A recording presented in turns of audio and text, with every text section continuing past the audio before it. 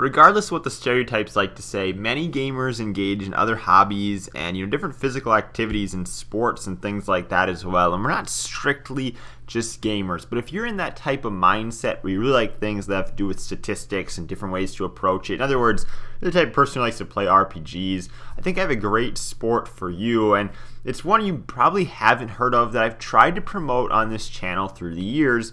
And that's disc golf, something that I'm really passionate about. And for the uninitiated, basically the simple concept of the sport is just like in regular golf, you're trying to move from point A, where you're teeing off, to point B, which in golf, of course, would be the little hole the ball goes into. In the case of disc golf, you're throwing a disc, not hitting a ball with a club.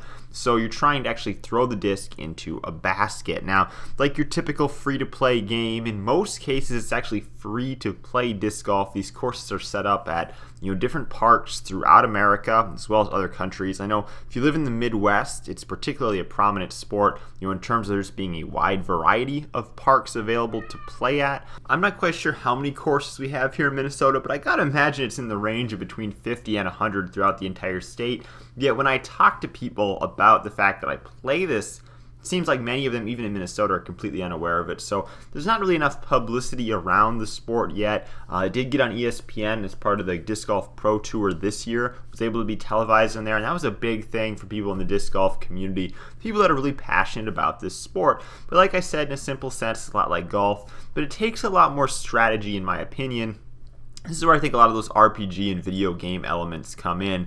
I mentioned that many of these courses are free to play at, and maybe some of them will charge you $5 or $10 to get in, but at least in Minnesota, that's kind of in the minority. You do need to buy the discs, however, and traditionally a cheaper, less durable disc runs you about $9 or $10, whereas a more durable disc that'll last you for years and hundreds and thousands of times being beaten to a tree, because trees are littered all over these courses as obstacles, will run you about $18 to $20.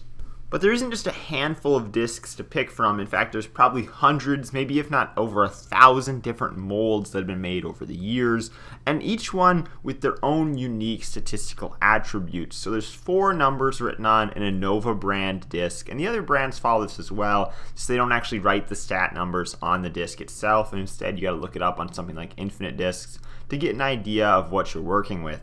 So the 4 statistical numbers you'll see on any disc are speed, turn, glide, and fade. Plus, on the underside of most discs is written the weight in grams, oftentimes between something like 120 and 180 grams, but the majority of discs will lie in the range of, say, 160 to 175 grams. And the difference between 160 and 175 gram disc will in fact impact its flight and kind of the way it flies. So there are different reasons to buy even the same disc in different weights. However, I would often recommend to a new player to target discs in between the weight of 165 and 170 grams. Outside of these 4 numerical values that kind of make the disc unique and indicate what its flight pattern will do, I break them into 4 different categories as well: putters, mid-ranges, fairway drivers, and distance drivers. In that order, increasing in how far you can expect the disc to go, as well as how difficult it is to get the disc to go that range. So oftentimes for new players, I don't recommend getting a distance driver. Now, this is a disc with a speed rating, I would say higher than 9. It's traditionally what would be considered a distance driver, whereas your 6, 7, and 8 speed discs would be your fairway drivers. Maybe in some brands a 6 speed might be considered a mid-range. So I would keep the speed under 8 until you properly, truly develop a technique to get as much speed out of your throws as possible.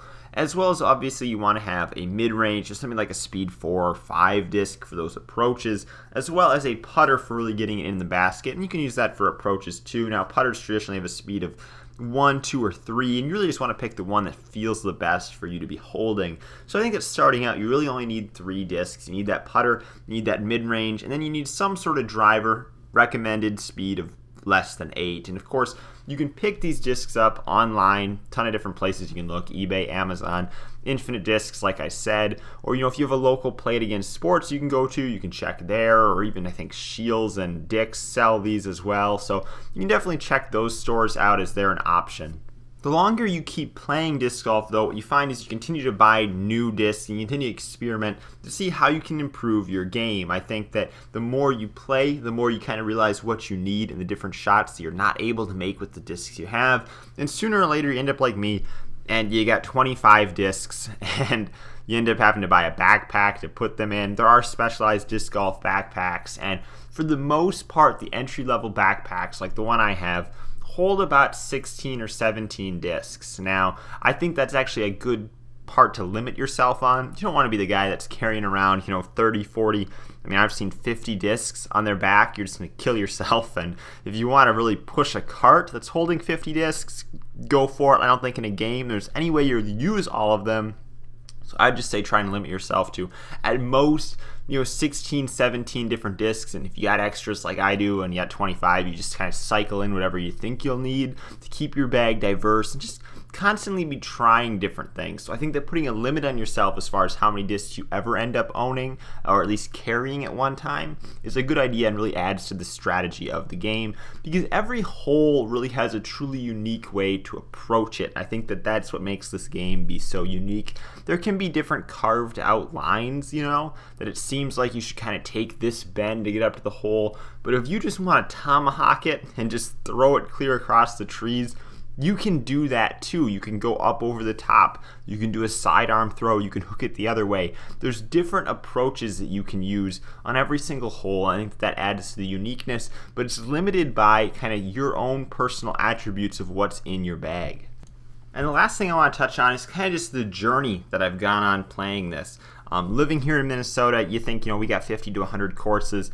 Obviously, when people think of Minnesota, they think of things like the Mall of America. They think of a cherry on a stick. And, of course, these things are all located in the Minneapolis-St. Paul area. And I think the most beautiful about disc golf is many of these courses. I would say the majority of the great ones I've been to, yes, there's some I like in the Twin Cities, but the majority of them are out there in rural Minnesota, in cities that I would have never went to. I mean, I'm talking small towns of a few thousand people have their own course, and I went there and I ate at some of these restaurants that I would have never otherwise encountered, all for the sake of going there with the intention of playing a disc golf course and checking out what a city had to offer that otherwise I would have never came across, because quite honestly, there's no reason that I would have went to these cities. And I think that the adventure into more rural cities that these courses can bring you to is something astounding that differs even from the people who want to go camping. I mean, there are different significant campsites throughout the state of Minnesota where a ton of people go to, and those cities have a lot of, tourism because of those campsites. But we're drilling down even smaller than that, going to cities that even have less traffic because they have, not even a campsite for people to come in and go to. I think that being able to truly explore your state and just check out these different courses is a great opportunity. And like I said, the different collectability of these discs and the different attributes of them, kind of as a gamer, has really driven me to continue playing and enjoying this sport. Even in the winter, you can definitely play it in the winter. There's snow on the ground, obviously, here in Minnesota, but many of the courses are still open, and you still have the opportunity to play them, even with less people playing. So it's an easier time to probably get into learning if you want to check it out. Thank you guys for watching. I'm Bailey, and I will see you in the next video.